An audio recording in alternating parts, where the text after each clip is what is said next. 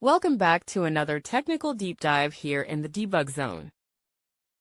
Today, we're tackling a big question and breaking it down with insights from other users. Hopefully, this clears up some misconceptions and helps you get the answer you need. So, buckle up, stay a little curious, and let's jump right in.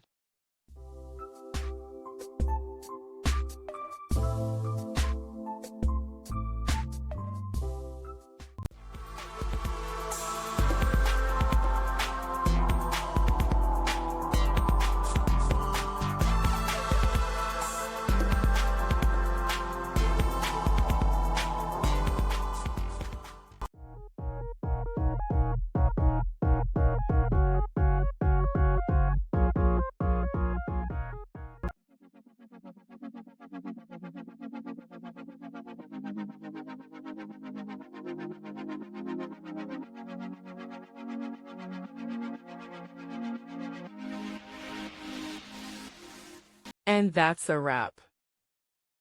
I hope you found the answer you were looking for. If you did, take a second to hit that subscribe button. It really helps out. And let me know in the comments which solution worked best for you. See you next time in the debug zone.